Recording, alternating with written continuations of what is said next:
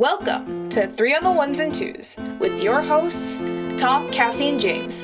Just 3 old friends talking about their favorite records. Think of it as the coolest book club for music nerds. Man, so we wanted to get together a few weeks back and we've been trying to do this album forever. Yeah, we've been trying to do this album forever.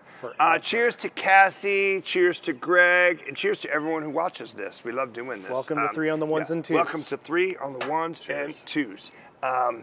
Cheers. Red Stripe. Thanks for Red Stripe tonight and Treehorn Ciders. Yes. We want to do this record for a minute, and then the untimely passing of Trugoy the Dove. Yes. Really made us want to do it. And the band / group hip hop legends we're talking about are De La Soul and their first album out of Long Island, New York, 3 Feet High and Rising. Which I love the show and I love when we get into this stuff because as much as now in our adult life we have such similar tastes, but we all came from different places to get to that. You know, so like I was a new wave kid in New York and loved 80s hip hop, so I listened to this very early on. And then I followed punk, you know. We were skater kids in Georgia. Yeah, skater kids, yes, you know. Also, hugely, I mean, this was a massive album. Massive. For our Yeah, I mean, this group of and friends. Paul's Boutique were kind of like if you skated and maybe you're at the skate park or you were at some kind of session, like those were the 2 records. Right. And some of the most yeah. innovative and creative hip hop records of all time. Yeah. And Prince then Paul. And if you're at the skate park, or in my case, the handball court in New York. Sure. Someone have a boombox, you listen on tape, and they play side A, flip it over, play side B. They wouldn't put another tape in. They'd play side A again. Yeah. And Keep it would on just going. be over and over again. You know, that and License to Ill and Paul's Boutique, Yep. Run DMC. It was part of just like the T-shirt you wore. Yep. This, I really thought about this a lot because I know. I'm so glad you're in It's town. one of my top. Thank you, man. Yeah. So glad you're not in LA or Vegas right now. It's one of my top records, but it's not one I listen to a lot at all. Right. Like I still listen to Eric B. and Rakim and those things Yeah. a lot, but I haven't visited this a lot. So when you guys were like, "Let's do this," I went back and listened to it, and I will tell you this: when I listen to it now, it's completely different to me than when I listened to it. Because when I was a kid and listened to this, I think a little quick history lesson, right? This comes at the end of the kind of Eazy-E, NWA era, you know, toward the end. Oh no, and they were very conscious of that as well. Too. Yeah, this represented something else. You know what I mean? Like it had the jazzy Daisy, stuff. the Daisy age, man, the Daisy age. It was like a different era, It right? had Started a new flowers, era. It had color. Yeah. When I think of Rent it was Boys, pink, when I think of us, yellow. I was already living in Atlanta, and us Yeah. playing shows in New York in the summertime. Yeah. Anytime we got in the van and landed in New York, we listened to De La Soul, Tropical Quest, or We always did Tropical Quest going over the Yeah, bridge on the that's way it, in. Yeah, and it was like it just made complete sense, and it really was. It was what you call like conscientious, a hippie vibe of just jazz and just really beautiful. But here's what's interesting when I listen to it, to me, is that the way I remember this album and when I listen to it now are different. The way I remembered it as being this real heady album, and because it represents a new era, right? But it was right at the beginning of that era. You know, you didn't get to Mos Def and Talib Kweli and all like the 20 really years like later, yeah. substance-oriented stuff, you know? Sure. Like saying a lot, right? That's the way I remember this But album. who they heavily influenced? Yes, exactly. But when you listen to this record, what I remember about it, it's not really there. It's more them just breaking a new direction for other people to kind of fulfill like the pioneers. like this is like guys having kind fun. of blazing the trail for them. Yeah, it's not Yeah, near as heady as I thought it would be when I was. And you can't. You got to acknowledge Jungle Brothers. I mean, Yeah. that whole scene. They really was. It was their own new revolution, but it just been making a left. Yeah. You know, going different. I think of things like. And I know in conversation you talk about the Carpenters, and much love to the Carpenters. But we grew up on these things that our parents play for us. Yeah. You know? But for me in my house in New York, it was like Beatles, a lot of Elvis, a lot of Frank Sinatra. So I'm actually hearing Steely Dan and Hall Notes for the first time through this band. Like That's I mean, amazing. you know what I mean? And that's Yeah. amazing. You know. You know, all the- And I'm a fan of Steely Dan and Hall Notes. You know, I mean, like it's amazing. And you know? every hip hop fan, no matter when they started it, would know a lot of people would have learned James Brown, the OJs, Sure. Earth, Wind and Fire, like all the quintessential samples Right. of hip hop. Well, there's a whole generation that learned those through that. Yeah. You know what So I I mean? think the. But I want to say that De La Soul really broke, and you know, think about Prince Paul putting all this together. Yeah. His choices of samples, like De La Soul brought in weird children's records, Yeah. and Yeah. Prince Turtles Paul records, and the really Turtles did- he- actually sued them because of Yeah. this. But all the, you know, Steely Dan and Hall & Oates, and actually I have this other record Yeah. here, What do you got which there? is the De La Collection. And so it's a double album of just all the songs they've sampled. Oh, the Beastie Boys did of- something like that called All Yeah, Samples they- Cleared. they- That's great. Yeah. Super So cool. The samples weren't you can listen cleared. to it, Yeah. and the funny thing is they have series on Beastie Boys, they have series on Yeah. Tribe Called Quest. Tribe Called Quest is all like old, obscure Oh, so 70s good. funk. So good. Yeah. Yeah. But the De La Soul ones are these are weird. Like they Yes. pulled from every little corner Prince to make Paul this, is- and stuff that juxtaposed that didn't have anything to do with Yeah. dance music or anything. Right. Yeah, They're They're putting grabbing from wherever. they're putting Bo Diddley, Grand Funk Railroad, Jeff Beck, Yeah. Wow. Funkadelic, obviously, Frankie Valli, Tower of Power, Lee So Dorsey. do you know how much of it would have been De La Soul saying we want this on a record? How much of it would have been Prince is Paul? Prince Paul? Prince Paul. Prince Paul put all these, like I think was. You said they brought children's albums and other stuff. So where's the mix? Do you I have think a sense I of, think this like- is Prince Paul's vision. Yeah. When I've listened to like And they were interviews with him, open-minded enough to and do De La stuff Soul with it. rhymed over it. So it's sort of like Beastie Boys was the Dust Brothers. The Dust Brothers So on Prince Paul's Paul was kind of boutique, like yeah. the Dust Brothers. Yeah. And I mean I wasn't there, but I think it was all creatively. Well, the Dust Brothers stuff was like all the way in the can before the Beastie Boys went Yeah, over. I think this They- is a they little built bit more that with- organic. yeah. But Prince Paul, I think, was the But he's a visionary. visionary, and he had these to ideas. bring and he all says, these great how cool would it be samples for you to rap over this, or some Yeah. of it's singing over it, because it's also a completely different style So rapping. You know? let me say something about the production. What I really like about Prince Paul, this is less have to do with De La Soul themselves, but more Prince Paul. I like the way he has this formula when he makes a song, where he has like the bass track, which is upright or maybe even Yeah. a horn or something. He has the Wonderful. drum sample, Yeah. and then he'll always have like a little bit of jazz piano or jazz something. Yep. And what he does is, if you listen to it, he always takes heavy EQ and pulls them into their own little range. They don't ever sit on Yeah. the guys rhyming. Right. You know what I mean? Yeah. They're always It's- like, it's- it's just like this Yeah. mid-band thing over here. It's very spatial. You know what I mean? Yeah, like yeah. the And it might guys be are. just the shitty samplers and stuff as well. That's what I Yeah. don't know is I don't It's know all if it's like- a poor encode that does that or as much of him tweaking it in the studio. Don't know enough about him to know. Right. But I will say this: stuff sits nicely to where their voices, which all three of these guys always have kind of pleasant, They do. kind They- of smoother Yeah. It's very voices, warm- very warm, and warm. yeah. Not a It's lot of very highs. laid back. So you notice like the horns and stuff are. If you listen to the way they're EQ'd on these records, they're very short band, like out of the they're pretty It's- high up I in never the thought register. of it like that, but it makes So it sense. sits in a spot above the vocals Yeah. and above the bass frequencies. You know what I mean? Yeah, yeah. He has this good Puts Yeah, it all he- together, but it made yeah. it so you could also. It wasn't too noisy. It's not like the Bomb Squad with Right, with Public Enemy, which we Public love Enemy, that. which is Hank which was Chocolate, their yeah. thing. So good, And Prince but- Paul did, and De La Soul did something completely different. You're right. Their rhyming style was totally different from what came before. Like Yeah. completely innovative in a Yeah. lot of ways. I think James and is right, all maybe. the skits. Let's not forget Yeah. the skits. Like, Like, It's- is this the best album for skits? Because you have the game show going on through this. Right.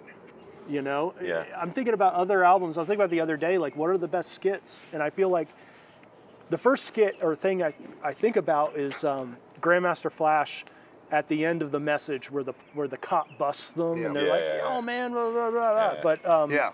but then there was a lot of skits that were, all about like getting busted by the police. That was Yeah. like the traditional one. Yeah. But De La Soul had one that was a freaking game show. Or Yeah, no, it was on comedy, De La it's Soul is comedy. Dead, it's the children's book. And they're Yeah. like, yo man, they got the children, and they have So- the ding for every song and flip the Well, page. yeah, I was gonna say I was gonna say it, then I wasn't gonna say it.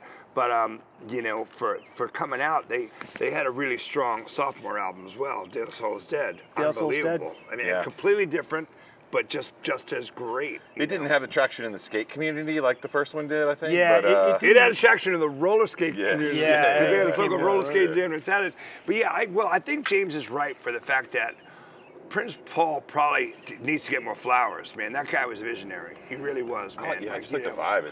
It's such a shame that this, because of Tommy Boy and just the falling out that they had, that this album was almost buried. It just now is hitting until like Spotify. Until now, they got the rights back right as Trugoy passes away, and and so they just made a tragic post as hell that they had an album they've been working on that they're still going to put it out. They're like, listen, we need to put it out, and they should. They should put it out, and because I actually love.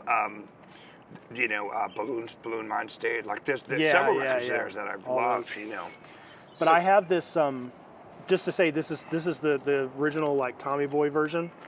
It has the comic inside and all that. It sounds like crap because they put so much. If you know how long this album is, Oh, so it should have been a double. And when you get it now, when you get it now, it's a double. Of but course. This one. I got it at an antique shop or something somewhere. It's so cool, yeah. And it was so now, I grew up on Tommy Boy records. I love African Bambaataa and Planet Patrol. All that stuff was the stuff that I got into Tommy Boy for when I was like 13 years old. Yeah.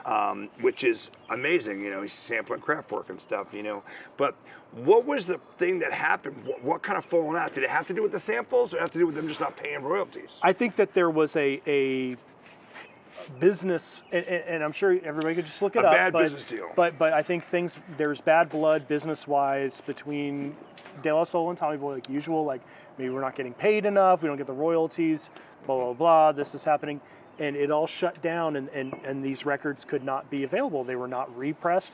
Even bootlegs of this are like $100. So, sure. This is maybe Mix magazine or something out in the late '90s. But they did a study on the classical, like I got fucked by the record company thing, and they used Tribe Called Quest as the example. Yeah. About how they got screwed and how at the end of the day they all got $22,000 after a multi-platinum record. Def Now all their per diem and everything was paid, and they had a good life for a year. But their ultimate was something like $20,000, right, for a platinum record. I suspect that this, when you say Bad Blood, has a similar story. Similar I mean, Chuck D has said he still hasn't gotten royalties from from original like records he did with Def Jam. I believe it, and that stinks. I mean, I'm glad that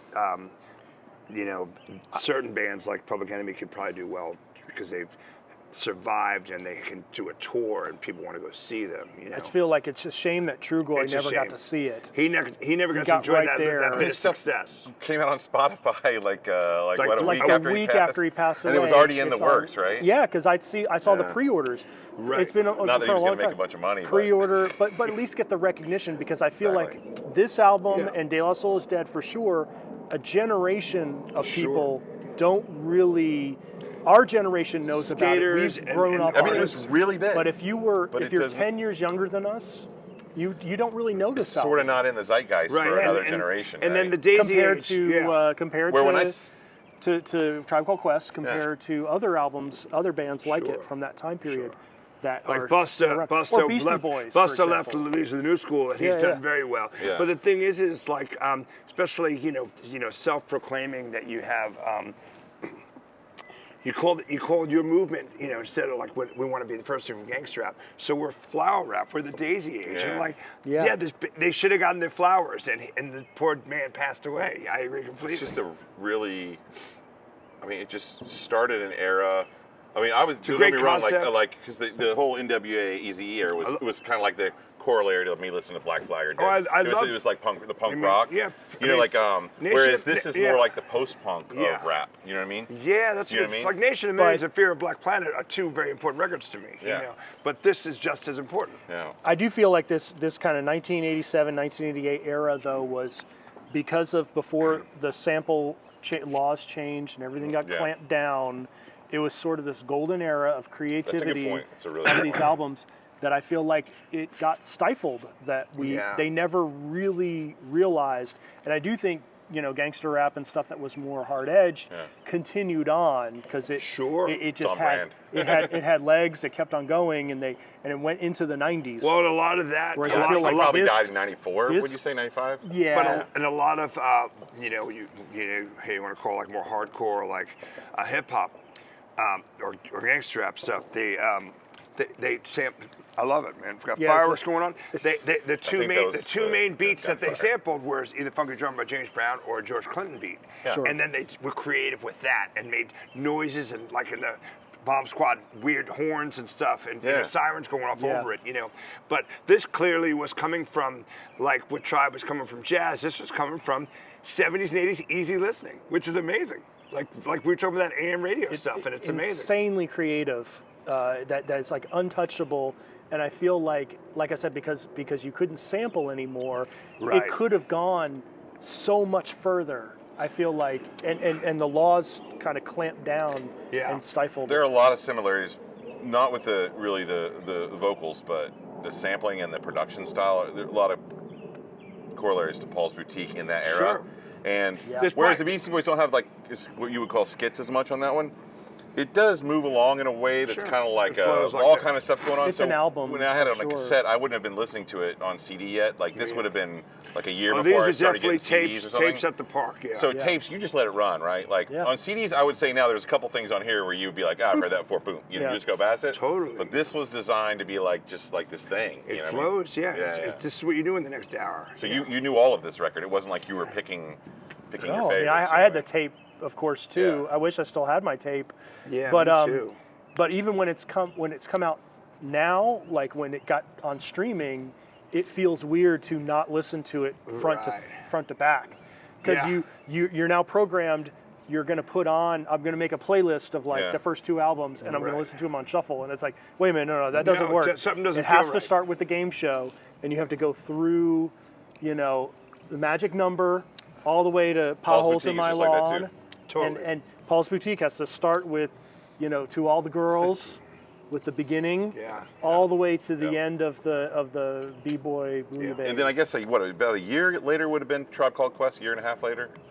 Yeah, well, Q-Tip's on this. Yeah, my buddy is kind of Yeah. like Yeah. his. I love that. That's the first time he was recorded. Or was he- People's Instinctive Travels on the Path of Rhythm or whatever, that one came out, not too long after this. Like They might have been Left My recording Wild it. They and might El have been recording at the Segundo same time, era. and they probably were. Low End Theater Theory came out obviously a year or two 92. after this. And they yeah. probably were in each other's studios while they were, they Yeah. certainly were. Well, they were part of the crew because they had Jungle Brothers, Jungle Brothers. De La Soul, and Tribe Called Quest.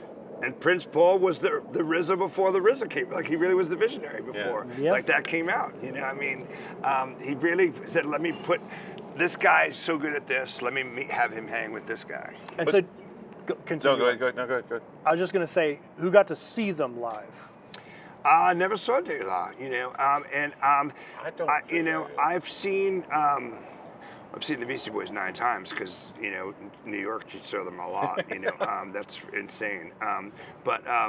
I've seen Public Enemy several times, seen Tribe Called Quest 2 times. I've never seen De La I don't Soul, think so I've seen that either. is a shame. We didn't have a chance. They play at the Roxy. Wow. Well, they were supposed to play at the Roxy, and Pastaneuse got, shingles? Oh, wow. He had a medical issue, Yeah. like I think it was shingles, and had to cancel, and, Yeah. Wow. and we didn't go, and then that was the only time I can remember that we had a Right. chance to. Well, I see wonder. them. So that's even the other crazy thing. I always think about artists, and you certainly want them to do well and survive and stuff. And it's like these intelligent guys who put out this great art, and if they're getting screwed by the rec company and they're not getting paid, Yeah. well, they should be on the road, at least doing the college circuit, or whatever. And if they're not doing that, like, man, what are you guys doing? I hope you're surviving. Yeah. It's really sad. I think it gets really tough, gets really grim. Even They though might have had jobs. Who knows? you're, You're an amazing artist, but it doesn't work in your favor. Yeah, but the other thing you got to remember, and this is nothing new. I mean, Jimi Hendrix got a success in England. Sure. So a lot of these groups have done really well in the UK, and so they've maybe just played shows over there and did really well. And this is, when I talk to like Ben Coleman, people, they love this. This is. Yeah. It did really well in England. It did really This was well. a smash. Yeah. Big time. Internationally So too. big time, yeah. It translated outside the United States. Without a doubt. The other one in this era that I really liked was what's the Dutch one? The Dutch group. Surprise. Deepest Shade of Soul. Oh, Urban Dance Squad. Urban Dance Squad. Dance Squad. I didn't know they were Dutch. Yeah. Well, they were big. That makes total sense. They're they like were weird. big with the skaters Like, for sure. That was going on at this time too. Well, man, that's really wild that you say that, Follow. because then I think of bands like even our own Billy Fields, like Follow for Now and stuff. Like there's so many other groups that like came from that. I love that, because for every action there's reactions, and artists, if you have your heart in the right place and your goals in the right place, you let yourself be inspired by other people. You know? I got to say that also in this group, although not exactly, was EPMD. Was a big, Eric Parrish, Big Gonzalez. Well, every record they made was for garden business for sure. Even when they broke up. They almost bridged the gap, because they were still a little bit of the Eric B. and Rakim sort of New York. Gangster, just sort of like a little bit classic, but then they were more creative. They're getting like Zap Records and all this type of stuff. I love so it almost EPMD. was like a stepping stone to De La Soul, where it gets. And I would say that's totally a group that certainly hasn't gotten enough credit. Psychedelic. I mean, they really EPMD. They really, for some reason, should be a lot bigger than they are. I mean, Eric Sermon, goodness gracious, man. I love that you brought that up, because someone brought them, I think it was the Strictly Business album someone sent me, and then after that was Business as Usual. Even when they would fight and break up over money and they get back together, Unfinished the next business. album would be about business, making money. It's like, listen, you want to know something? You turn that into your art, good for you. So as far as the lyrical content, what's interesting is I think it's kind of like a day in the life, a lot of wordplay. Sure. There's not like a bunch of like just messages, right? You know what I mean? I think it's more of like stream of consciousness. Yeah, it's more of like a poetic thing than it is an intellectual thing. But my memory was like that this was like kind of on that Talib Kweli, Mos Def kind of thing, where they're just saying, it's not really the case. So when I re-listen to it now, I kind of reanalyze. I'm like, really, they're just like, it's a lot of wordplay, a lot of, what would you call it? Just like observation about what's going on. But I think they're trying to build up humans, men and women. That's true. But that's it. But it's not about. You're right. It's not like we're Talib, like Black Stars. They weren't beating a message over your head, right? But you know what I mean? whereas other than a vibe, that like hey, we're different. I agree. You know what I mean? But it works, and it's. You're right. You're like, was this written out, or was this almost a freestyle? It's really because it's just. It's a lot of wordplay. You know what I mean? A lot of creative lyrics, and and also, like, you got to admit, the girls loved this album. They loved it. I mean, girls of our age, women, are big. Marlo's haircut. De La Soul. I mean, De La Soul was Marlo / fake ass Bobby Brown. Our high school girlfriends all loved De La Soul, and when all that stuff got reissued, just recently, other females I know through social media and stuff that maybe I didn't know back then, they were also totally in love with this album. It was it was a very like female like forward album as well. The thing is it was not very like a lot of hip hop during this time can be super sexist, obviously. I agree with that. Yeah, and they had a little bit of that going on. I think it was a little bit of the time, but at the same time, for that time, it was not a lot at all. It was not. It was. Well, you mean very you're saying you're my buddy? It's because you're kind of my buddy. By the way, it wasn't a too short record. No, right. It wasn't or was it Slick Rick? But the thing is, where I grew up, house parties and keg parties, like in like the middle of like a baseball field in the woods, like in Queens, were very big. And me, myself, and I goes on, and let me tell you, everyone's just dancing. It's unbelievable. Yeah. I was at the Argosy. I was in the Brig, and there was a group. I think it was some sort of a high school reunion of people my age, and I put on. What was I put on? Was it I Know? Yeah. I think it was either Me, Myself, and I or I Know. Yeah. And people lost their minds because they hadn't heard that song. It was like their high school. Yeah. So Brian brings up a really good point. So it's like soft, conscious. Self-conscious, right. But it's also I'm thinking of like West Coast 2 years later, Digital Underground. It's a party. It's a party record, and I love Digital Underground. You got to mention Digital Underground in this era for sure, too, right? For sure. And you played as with another them. fun, fun party band. That's what I'm saying. So it's enough positive message, but it's about bringing. Listen, life stinks. Let's have a party. Yeah. So I liked it. I always thought Buddy was the the hip hop means waving my dick in my wind is kind of the same song, except for I never like, thought about that little nerds. Yeah. You know what I mean? I never thought about it that way, but now I know It's what like I'm the same doing. song. Saturday, I'm going to listen to both Waving my songs. dick in the wind and Buddy are the same song. Yeah. Not musically, but like what they're saying in the song is basically the same thing. Yeah, sure. Yeah. But you can almost not really pick a favorite Yeah, song because 'cause I you said listen it's to the whole such record. an album. Yeah. I mean, I you got could three say that I think are like the the bangers. strongest. I think for me. I mean, listen, they And did. I have one real miss on here, They only did- because they didn't do more for They it. did the right thing picking me, The myself, transmission and I. from Live from Mars. Yeah. That was like- the one that got them sued, I think, right? Yeah, but is that why this one doesn't have the right? It's just the 50 seconds on the on wow, Spotify. okay.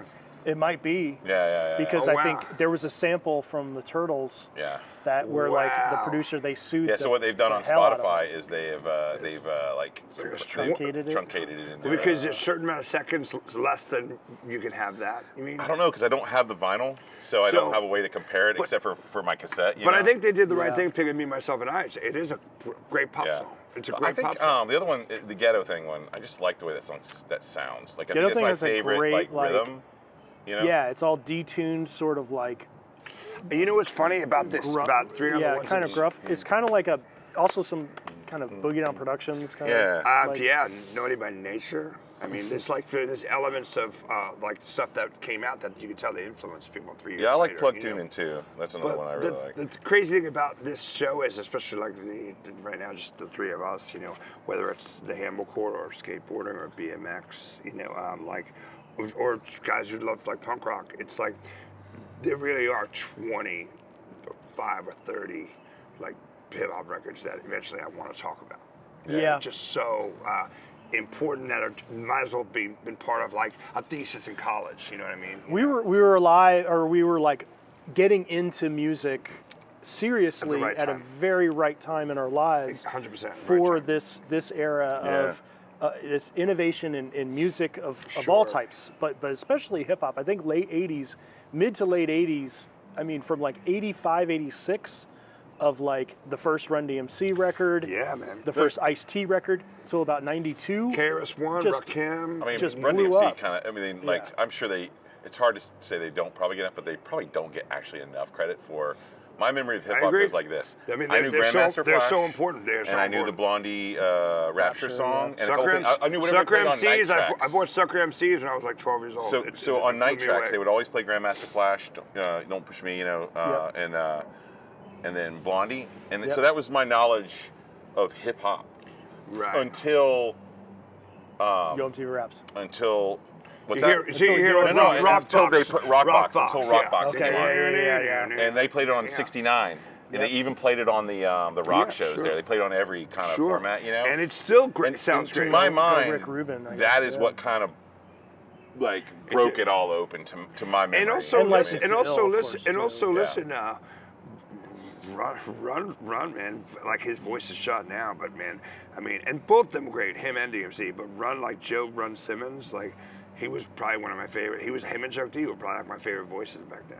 Yeah. Unbelievable, man. You know, I mean, Public Enemy is almost its own thing.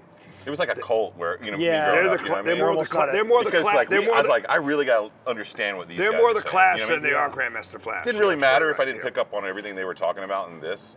But I Right. think Public Enemy, you were just like, I gotta know about this. You know what I Sure. Yeah. Or at least look this up. mean? Yeah. Is very socially conscious. Yeah. You were going to learn stuff about it. De La Soul was super creative. Man, I love this De La Soul record. I'm so glad that we started talking about it. We've been talking about it for a few months, so it's really wild. We've that we're been- just now, you know. It's a shame that we didn't get to it before Trugoy, but it's now out on streaming services. Rest in peace, Trugoy. You can listen to it now. You don't have to look it up on Spotify. Cheers, or on- James. Cheers, B. Kinch. on YouTube and all crappy. Like this has truly been released along with the second album.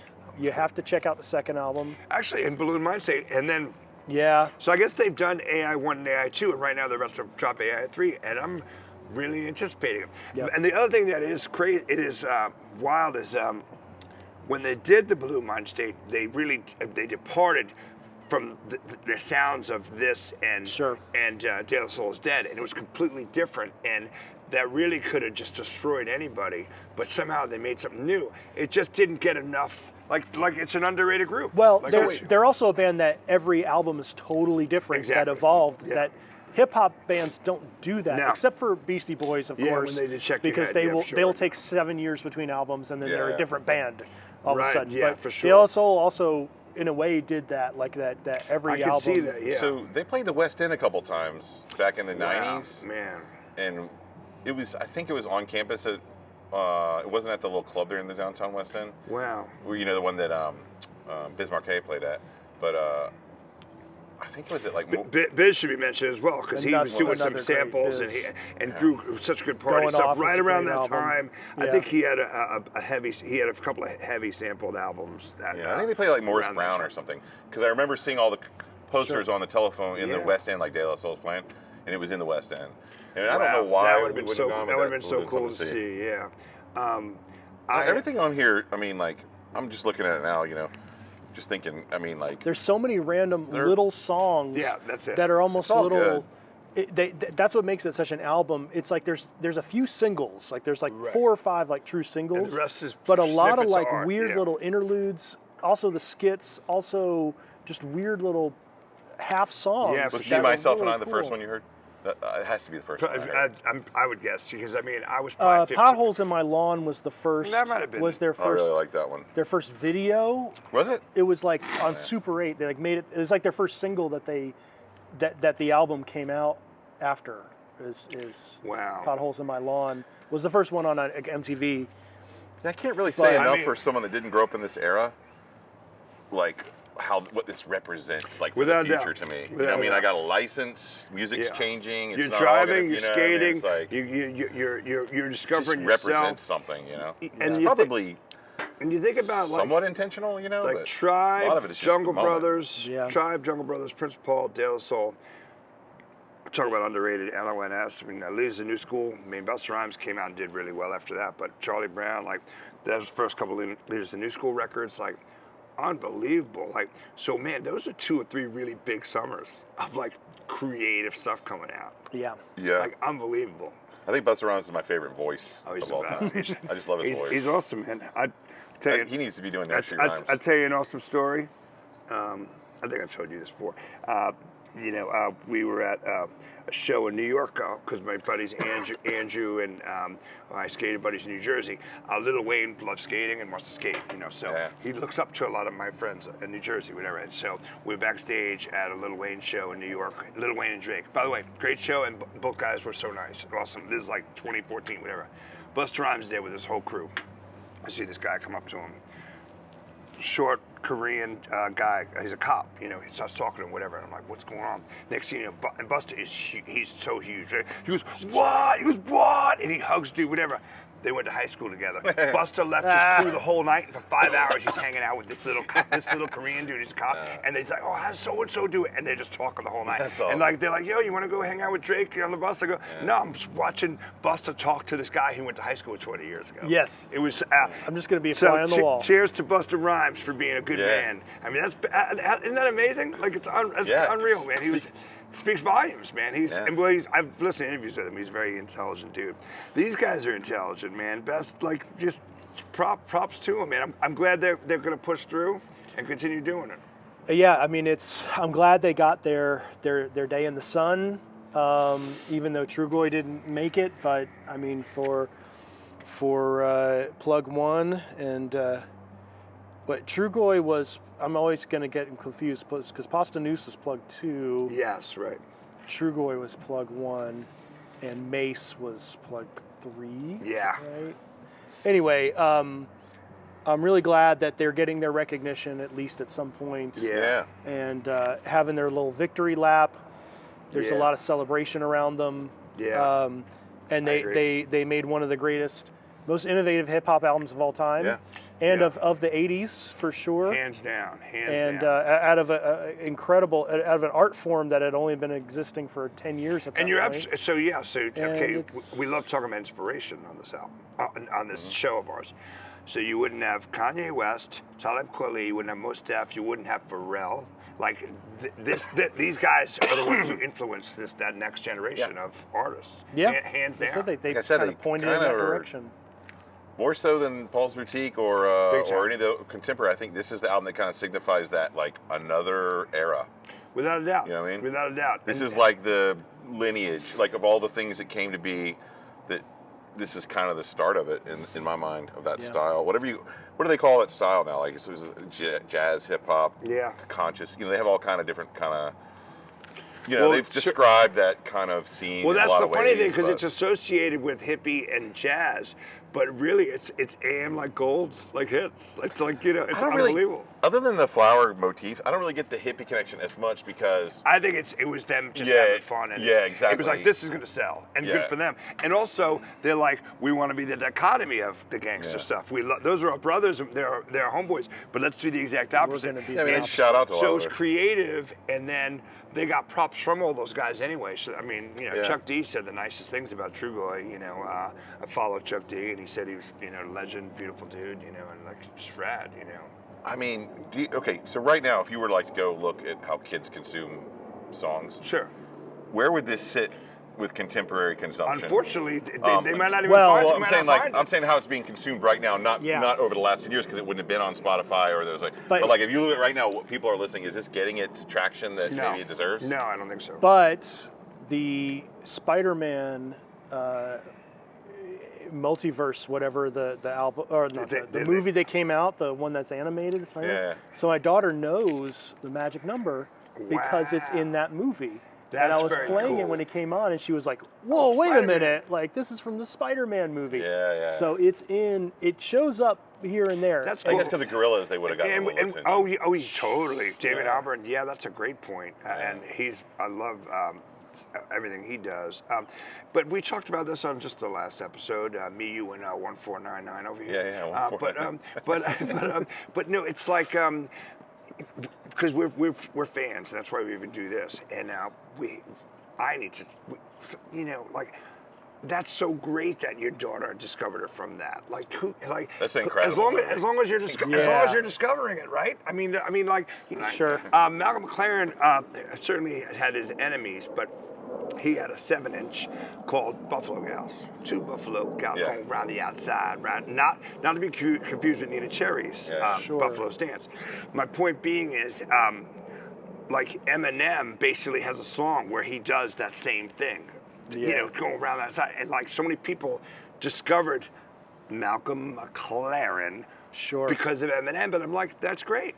Who cares? That's awesome you discovered. I mean, how many people discovered the Bad Brains because of Beastie Boys? That's totally true. Exactly. You know, I would have known them. That was one of the first punk bands I was into. But like, I remember you got excited that broken. You know, with how many people heard Right Brigade of our generation truly heard Steely Dan for the first time through this album? Probably. Honestly, when I heard Steely Dan was a little too complicated and heady for my parents. Of course. You know what I mean? They liked when you hear I Know and you're like, oh, I know I love you.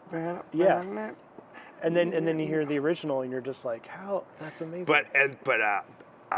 But it makes me. I always. It's controversial. I'll put on the De La Soul song before the Steely Dan, of course. Are you talking about your DJ strategy? Well, no, but also just my own personal preference. I didn't know this was DJ strategy. So listen, like if you're reading the crowd, how does this lead? On a Saturday afternoon at 3 p.m., I'm listening to De La Soul. Sunday morning, 10 a.m., it's raining, I'm reading the newspaper, I'm putting on Steely Dan. Okay, there you go. Like, you know, I love it, man. I love this record, and I love the show, and I love that we get to dive in and share this with. I'm glad we finally talked about it. I mean, like I said, it's been on our list for. This is like episode like 57, I think. You and I were talking about it for a while. This is probably like episode 10. We were talking about De La Soul that we wanted. Because when we came in, we all had a list of let's say dream records to talk about, and this is like your fifth. Yeah, this is like this is one. Yeah. So. This is a. Probably needs to be more quintessential to everybody than it is. Yeah. If you lived in this time, it absolutely is. Yeah. So hopefully it eventually gets its, open your ears, open your ears, open your minds, just have an open mind and check it out. And I have a feeling you're gonna dig it. All right. Cheers, everybody. Thanks, everybody. Let's go skate. Yes.